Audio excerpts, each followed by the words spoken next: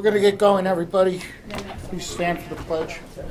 I pledge allegiance to the flag of the United States of America and to the republic for which it stands, one nation, under God, indivisible, with liberty and justice for all. Thank you. Roll call, please, Sue. Mr. Arcuri? Mr. Bova? Here. Mr. Bradsky? Here. Mr. Coyne? Present. Mr. D'Elia? Here. Mark Ford? Mitch Ford? Here. Mr. Mahardy? Here. Mr. Motolo? Here. Ms. Chesney? Mr. Williams? Here. And Mr. Zweyer. Thank you. You have the November 17 draft minutes from our last meeting. Is there a motion to approve? So moved. Is there a second? Any comments, corrections, deletions? All those in favor? Aye. Anybody opposed? Thank you. Next item on our agenda, are you going to go through these resolutions, Pat? Sure. The next three resolutions are ones we do every year. I think pretty much everybody on the board now has gone through this at least once. These are ones we do to enable better or faster sales of homes that have been foreclosed by various municipalities within the service area. So if a house is foreclosed and is taken by the county, by the city, by the village, so they sometimes have a difficult time reselling them if there's a large backwater bill attached. And so what we've done to facilitate that process in the past is set a system up where we will waive backwater bills on those properties in order to get a faster sale and make a clean sale. And so the categories are commercial buildings in which we get a prorated amount of the sale price, 1 to 4 family dwellings, and then the third one is vacant lots. In the case of the vacant lots, it's an assumption that it's not going to get built on. There won't be a new service, a new water service for revenue for us. But in the case of the others, the reason why we do the waiver is that we're just trying to help them create a tax-paying entity that presumably will also put the property back on the water system and generate additional water sales for us as well. So if you have any specific questions on any of these three, we'll be happy to deal with those. But we've been doing this now for, I'd say, the last 14 years or so. I think the first time we passed these was probably about 1999. And we know the city of Utica takes advantage of it. It's been taken advantage of in some instances outside the city, but more often than not, it's the city of Utica that does that. We're on the resolutions, America. The first resolution is for water charges on county and city-owned 1 to 4 family residential structures. Is someone inclined to move that motion? A second for Mitch, second. Any questions or concerns regarding the first one? Well, if I just could add too, typically we do these in April, which would be the first meeting of the fiscal year. We're doing these now just because we thought it would be good to kind of match it up with the calendar year. We're going to match everything, the calendar year. There you go. Anything else on this one? All those in favor? Aye. Anybody opposed? The second one is regarding county and city-owned commercial properties. Someone move this one? Move it. Scott, second Vince? Yep. Any comments, questions, concerns? All those in favor? Aye. Anybody opposed? Thank you. The third one concerns county and city-owned vacant lots. Sir, someone move this one? Mark, second. Scott. Frank? Any questions, comments, concerns? What did I say wrong? No, never mind. I think he knows. I went to move my hair and I think thought I Scott. raised. Oh, I'm sorry, Scott Scott. Mahardy did the. Yes, I saw a hand go. Scott did the motion. I know. I have. Hand go voice. I'm not looking. I saw a hand. Sorry. It's not an auction. All those in favor? Aye. Anybody opposed? Thank you. Next item on our agenda is a quarterly investment statement, second quarter ending September 30th, 2014. Jim? Yes, in your binders is the second quarter investment statement. Under Public Authorities Law, we're required to provide you with a statement each quarter. In addition, on the statement is earnings for the year and any expenses related to those investments. Again, this is the second quarter. We'll provide you another quarter at the end of December, which will actually be the end of our calendar year. So So we'll actually have a short year, 3 quarters for this statement once we're done with December. Any questions? Is there a motion to approve this second quarterly statement? I'll make a motion. Any comments, questions, or concerns? Oh, it's not a concern, but is it by law that we have to approve this? Or is this just a statement that we're getting Yes, the Okay. Public Authorities Act required us to quarterly? bring a quarterly report to the board. And the board has to approve it? It's a fairly recent change, it just affects a few years. Okay. Anything else, Vince? No, thank you. Anybody else? All those in favor? Aye. Anybody opposed? Thank you. Anything on our finances, Jim? Real quickly, this is the 8th month of the fiscal year. Remember, since we're going to calendar year, we'll actually have 9 months in this year. On a cash basis, at the end of November, we're up in cash. However, we have several different payments that go out in December. One is retirement. We have some insurance that we have to pay for. So that'll take up the majority of any excess that we have for the year.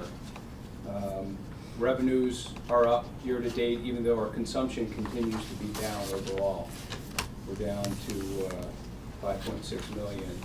Actually, we recovered last month, but we're down a few million cubic feet. So we're continuing to monitor that.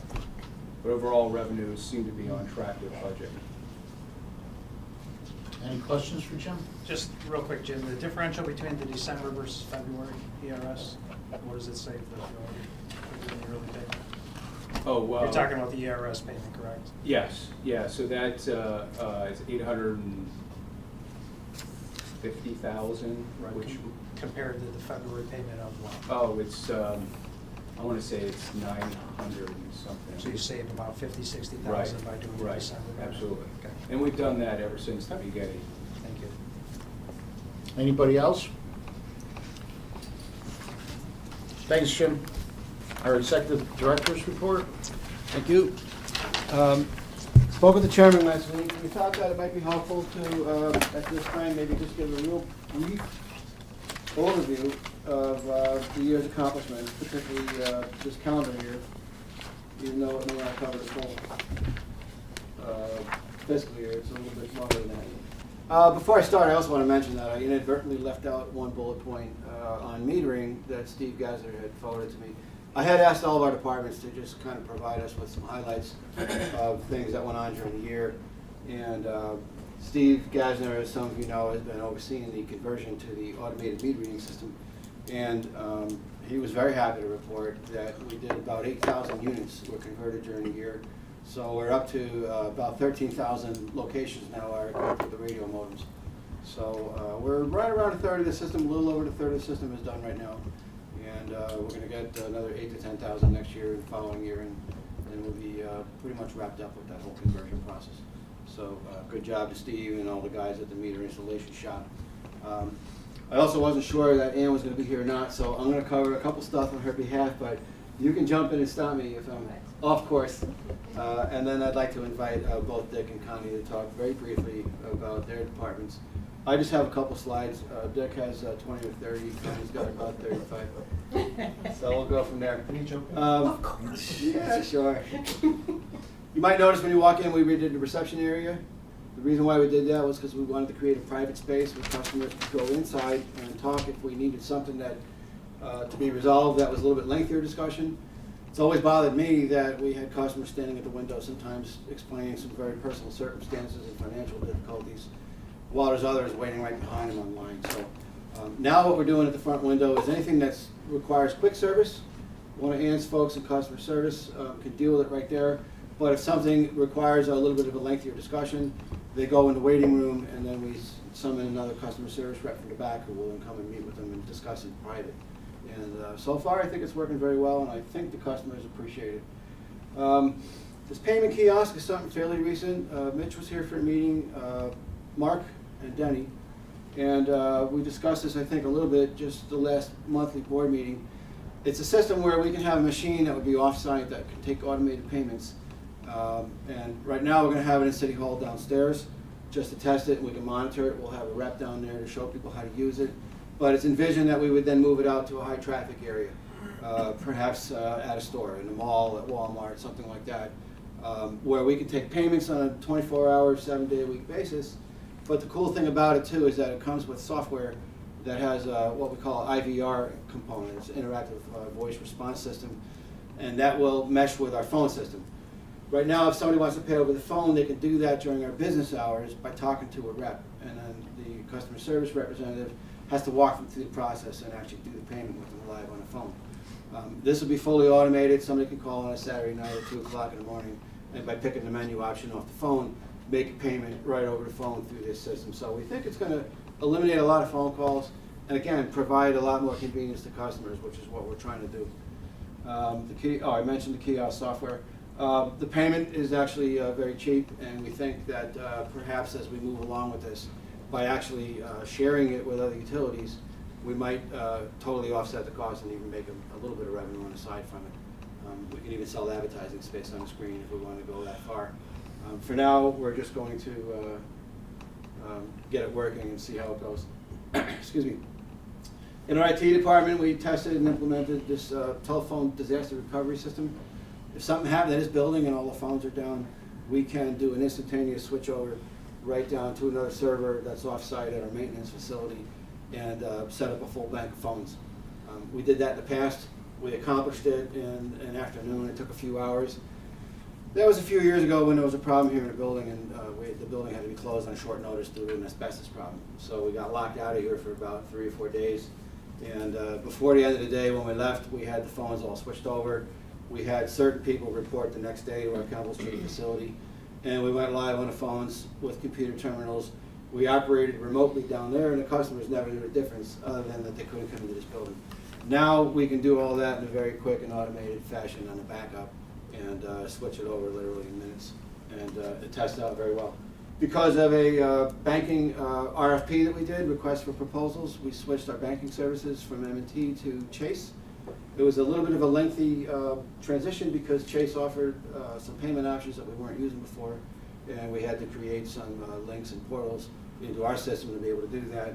But that is all complete, and thanks to that system now, we have many more options for other kinds of payment forms than we were taking before.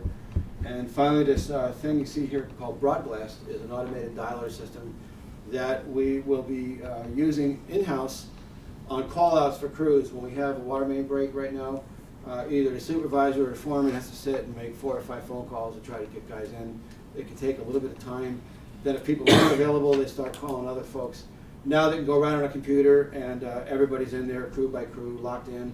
It'll automatically dial them. They can do a quick response, 1 for yes, 2 for no, if they're available or not available, and then the system will continue moving on and calling others.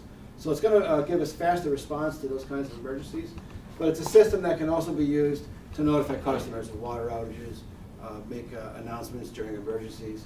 So we're going to be using this system more and more, and we have a pretty good developing database of contacts for customers, and as that grows, we'll be able to put them into the system as well and send that information on service outages and things like that. We have a system that's developed. It's in the testing phase. It's not fully implemented yet, but it's enhanced tracking for water main breaks that will allow us, as we complete work orders, to tie in information on parts out of the inventory system, the cost of those parts, the labor, everything associated with it. If there's follow-up that needs to be done on road cuts, it's all pre-programmed to generate follow-up work orders to do all that. And the idea is that every job we do, we'll be able to have an exact cost on it as far as equipment use, parts, labor, and if something was caused by others, that work order can be immediately turned into an invoice as well, and everything's there and documented. It's fully searchable, obviously. We'll be able to know exactly how much we're spending on different categories of repair jobs and things like that. That same system is also linked to other outgoing messaging, so that when a water main break comes in, these links will be able to be clicked by whoever's inputting the system and responding to the water main break, and it can immediately issue things like boil water advisories, notify the media, the health department, etc.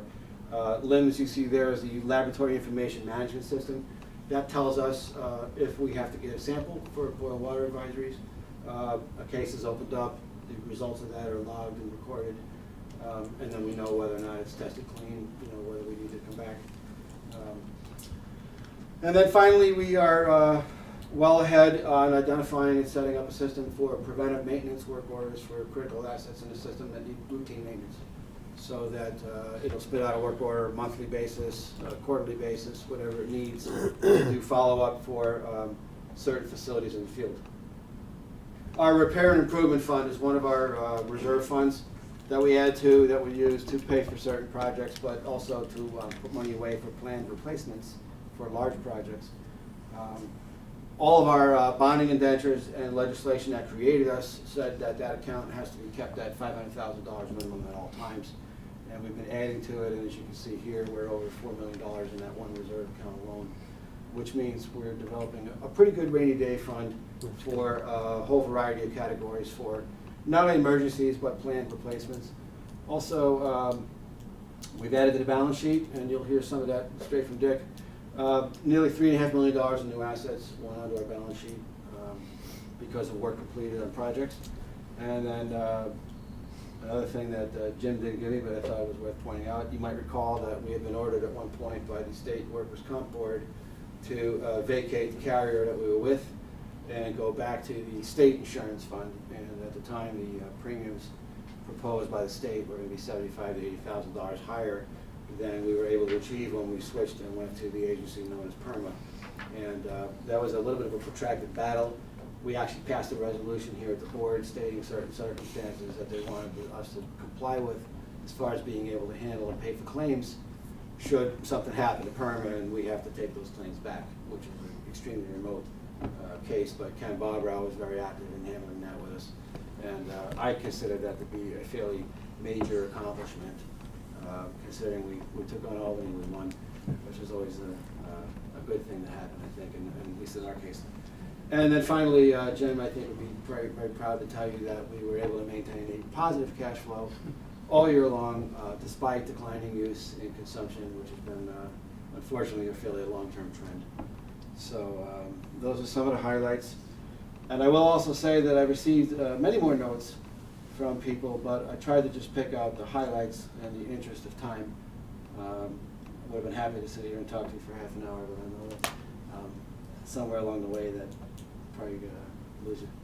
So, Dick, thanks. Thanks, Pat. As Pat mentioned, nearly $4 million of assets added, and actually these two projects highlighted at the bottom and on the list are most of it this past year. Significant in terms of importance to our consumers, but quite different in scope. The project on the left is the completed 6 million gallon Pleasant Street water tank up on Southern Reservoir sites in New Hartford. That tank provides 6 million gallons of storage we didn't have before in what we term our low service zone. Basically, it's our largest gravity zone that runs from Frankfurt through Utica into Whitestown and Oriskany. So it was very important to have some of that storage south of the valley, south of the canal and the thruway and such. It's already proved its effectiveness. We've shut our western transmission main through Leland Ave down twice this year with barely a ripple of noticeability in the pressures, only we would because we were watching very closely. So it's really working well. It was brought online early in the year, and the photo on the lower left is actually probably August, even September, when we finished all of this site work, and there was some very major drainage. These projects always involve a lot of other components, involvements with the state agencies. In case of this one, the DEC, for instance, that was about $3.7 million. We have currently in design for next year the rehabilitation of 2 steel water tanks, Gilbert Road tank in New Hartford and the Higbee Road tank in New Hartford. And the reason they're in New Hartford is that's where the hills are, right? So that's a lot of our tanks are up higher in Deerfield, higher in New Hartford, higher in Whitestown areas. They serve a great deal distance beyond that, however. In terms of facilities, quite a bit of work done at Kemble Street. If you haven't been out there, we've completed an upgrade from mid-50s vintage locker rooms and break rooms to modern quality facilities for our crews out there. New restrooms, locker rooms, break rooms. They got uniform dryers, so if they come in wet in the winter, just the same ones the firemen use, a lot of little additions like that they seem very, very happy with. And also included some ADA, American Disability Act renovations to the front of the building. And also we did some significant storage building wall repairs across the yard. In our pump stations, we completed work at 3 of them. Oneida Street, Cascade Drive pump stations all had new pumps and motors, and that's Oneida Street on the lower right. Again, early 60s technology, everything from the motors, the motor starters, the electrical, all completely upgraded, and you'll actually see that there's a tank on the left. That's actually a tempered eye wash tank. We do have chemicals there, so to meet the regulations, we have a eye wash should there ever be a spill. Mallory Road up in Marcy, where bidding's underway. That'll be undertaken early next year. We have another tank, or a pump station on the horizon. We have about 20 different facilities out there. So we own a lot of buildings, a lot of roofs, a lot of walls, things like that. So it's not only water components we end up working on. Water mains, over 7,000 feet of new main as part of the New York State DOT project. If you recall, about a year ago, the board approved $60,000 under the capital program. That was our contribution for enhancements to the project. Basically, the DOT did probably about $500,000 worth of work as part of all their relocations. And it also completed, along the western side of the arterial, we now have loops and closed instead of dead ends, so we can feed water from both directions. That project was a real benefit, as was the city CSO projects, combined sewer overflow projects. Again, the city's going in and redoing the sewers. We're going in and redoing the water mains if it's necessary, either for relocation or the mains are in poor condition. Again, we get a lot of work done at a very nominal cost. However, those projects take a lot of staff time. Our crews, and when it says engineering at the top, it's our distribution department, it's our maintenance department. We're either providing materials and expertise, or in the case, sometimes doing some of the relocation work ourselves. So good projects, but over the last couple of years, and for a couple more years to come, they're really tying up a lot of our field staff. I want to note something on the second bullet point, a new technology called InstaValve. One of the problems anyone maintaining an older water system has is you go to shut the valves, they don't shut. You got to go back, they don't shut. So you've got a lot of interoperable valves out there. You don't find them necessarily until you need them. This is a valve that can actually be installed in a live water main. Similar to the technology when we tap the mains live to bring a service off. It's done through the top. Our crews actually did the work under the direction of the manufacturer on 2 out on Whitesboro Street. Went very well.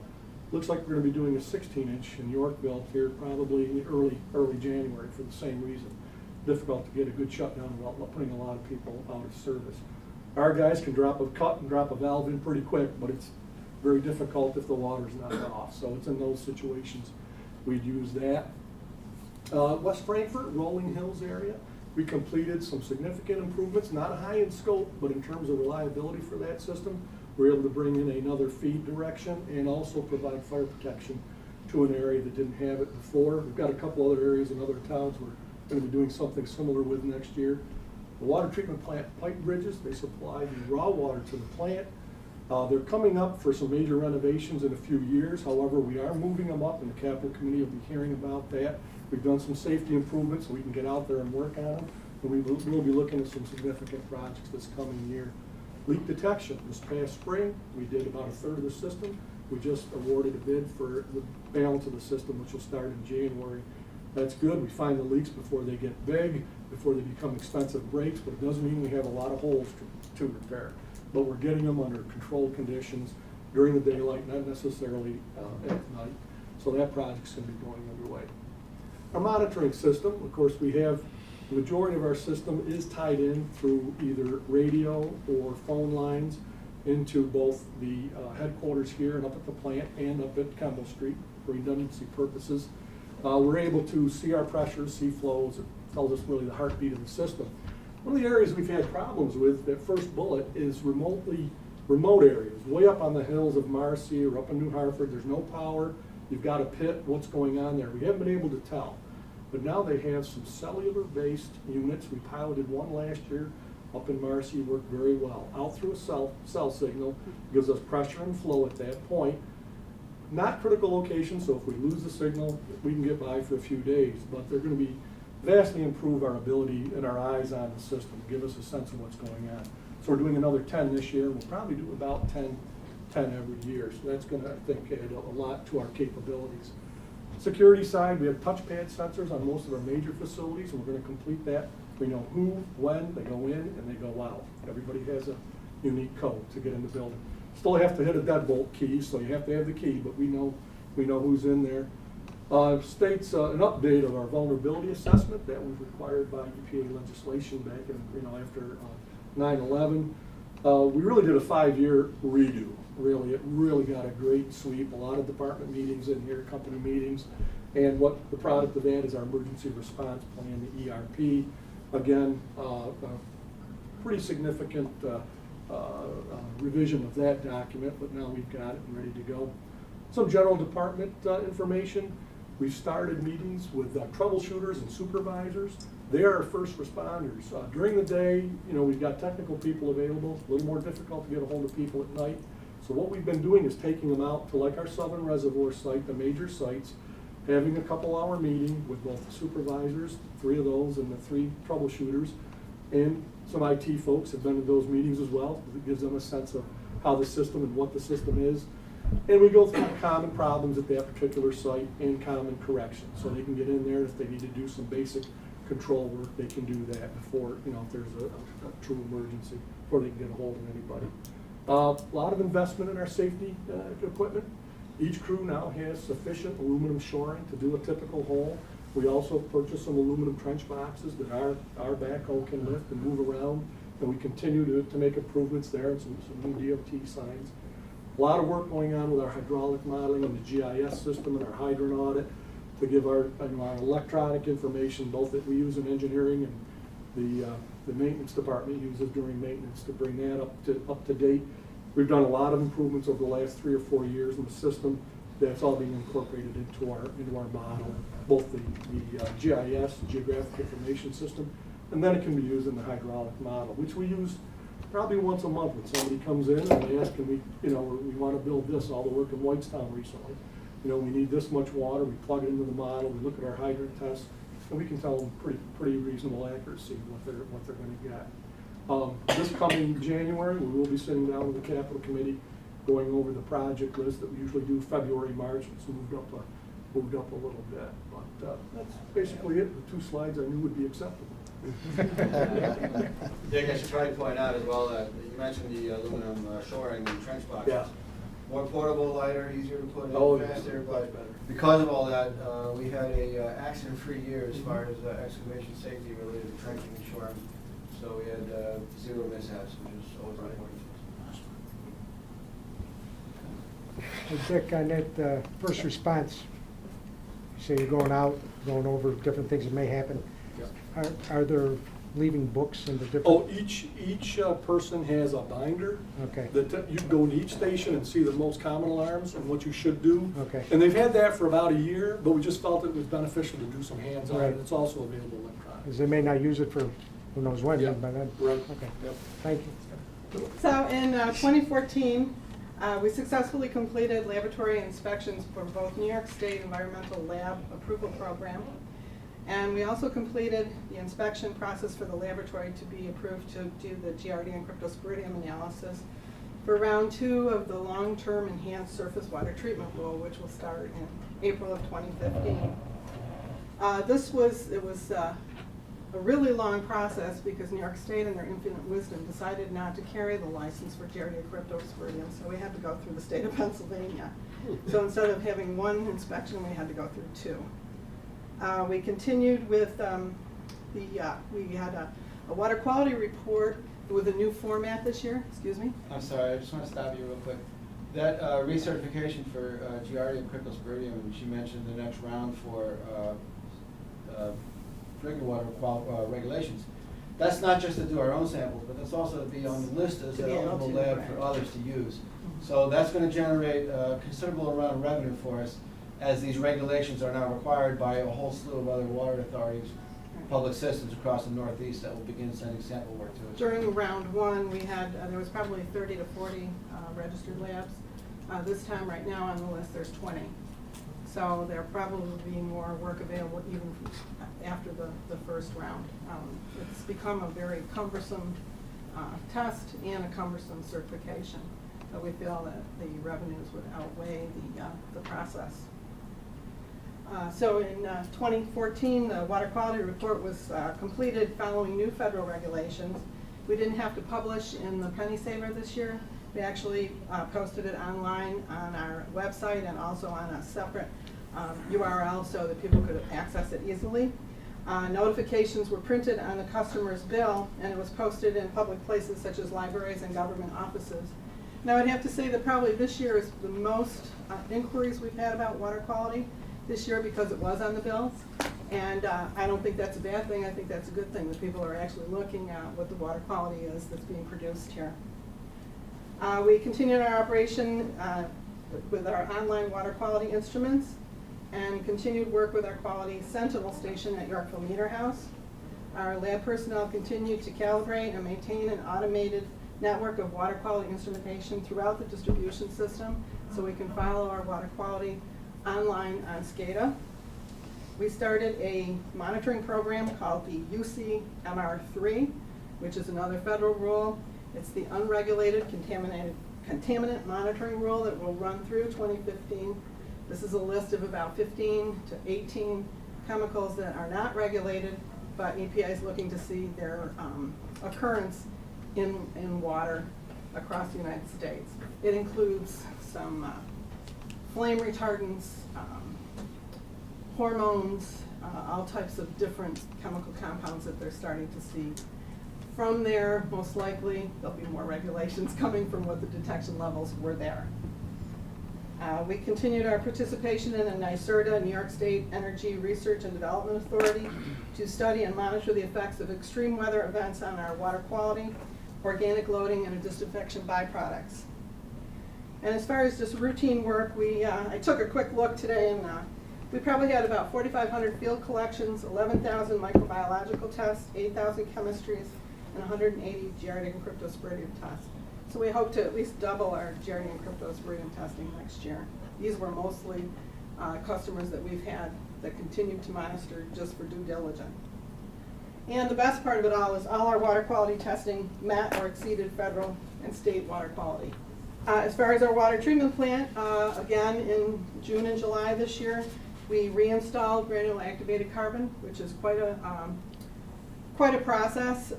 The staff, we have an outside contractor that comes in, but there's truckloads and truckloads of GIC going in, going out, and constant change in our treatment processes.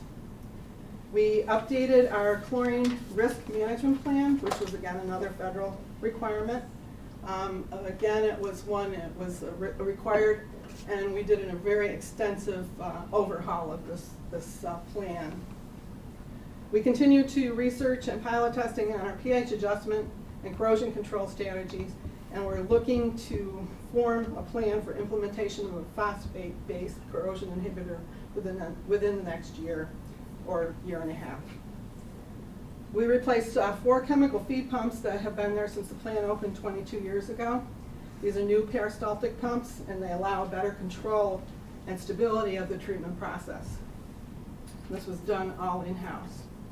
We coordinated extensive removal of wastewater sludge from the lagoons, and we also cleaned the dispersion area where the clean water goes back into the West Canada Creek. As far as our personnel goes, we had a pretty good year. Our water quality staff have attended and contributed to both on the state and national level at conferences and meetings.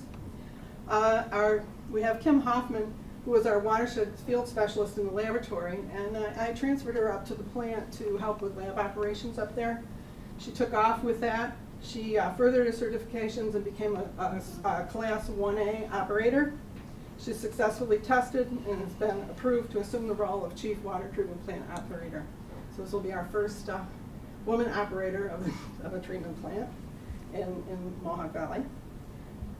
Phil Tangora, our research scientist, he also furthered his certifications and attained the 1A class, and he currently holds a Class D, which is distribution system. He's taken a more active role in the treatment plant operations, and we now have a total of 7 1A operators on staff. I think that's an all-time high. He continued to work on New York section events and membership committees, and he's been appointed to the granular activated Carbon Standards Committee because of all the work we've done with the GIC here at MVWA. And he was also nominated with the New York Section Board of Directors of the AWWA. And he also continues our effort with the Herkimer County Water Quality Committee. As far as myself, I've continued as the liaison for New York State for the EPA's Water Laboratory Alliance. It's an alliance of laboratories that can answer an emergency. I'm the chairperson of what they call New York WARN, which is the Water and Wastewater Agency Response Network. I just completed year 2 as the AWWA National Safety and Emergency Preparedness Committee Chair. And I completed my first year of a 3-year term on the International Board of Directors of the American Water Works, representing New York State. I think we have a great staff. We have a lot more staff than I could mention here. They do a great job, and they keep me proud of MVWA. Thank you. We should probably point out too that Kim was in the role of chief operator at the plant for, about a year now on a provisional basis. And just about 2 weeks ago, her test result came in, and we were very happy to appoint her permanently right off the list, so it's now official, she's locked in. And I'm not sure how many other lead operators you know across the state that are women, but. Only one. Yeah, but she's doing a great job, and we're really proud of her, so congratulations to Kim. And thank you, Connie, and if anybody has any questions, we'll be happy to take them now. Nice reports. Yeah. Very nice. I don't have a question, but I do want to comment. I was very happy to see that your service requests are fulfilling what Vince has been trying to get us to do for years, which is to price out the cost of repairs and service requests. It's been one of the top priorities that he's expressed year after year, and at least since I've been here, and I think it's We've been able to do that, but it wasn't as automated as it is. So, the information's always been there. We could put it together on a case-by-case basis, but now it can be done automatically on every I single think work that'll have a order. big impact So it's on gonna be a big step budget forward. and capital Yeah. discussions in the future. There's so much that goes on here every day that, we don't bring to the board because it doesn't require, policy judgment, or it doesn't, quote, rise to the level of the board action. But we thought it'd be a good idea to just kind of fill you in on some of the stuff that we do year in, year out. Yes, Sonny? Yeah, these are huge steps for the company. When I started work here in 1969, they were going from pencils to pens. You know what I mean?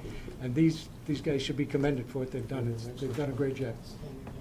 Definitely true. Thank you. Thank you very much for those reports. Did you have anything else, Pat? Not at this time. I have just a couple of things I'd like to add to the list very quickly. Sure. One being that by working with Senator Griffo and Assembly Member DC, we accomplished the minor task of amending our legislation to raise our debt levels both for our normal operating and capital expenses, as well as creating a section for chip fab and the development there. So that raises us where we could fulfill our obligations when we're fortunate enough to nail a chip fab plant. Was our permit this year or last year? Some of the stuff has gone on so long, I get confused. Yeah, that was as to what 13. year That it was was. 2013. And the other thing would be we weren't in court this year. We which is weren't in always court. good. Yeah, right, that's We good. got a few more We have to days. pay the damn lawyers, well, then. Well, yeah, the debt limit was a huge thing, and thank you for reminding me. Well, thank you for those reports. Anything else, Pat? No. I got one thing, if I may. I asked Susan to overnight my packets to me so I get them on time. Please, thank you. Any old business? Any new business? We need to go into executive session for a personnel matter. Somebody move, please. I'll move it. Second. All those in favor? Aye. Anybody opposed? Thank you.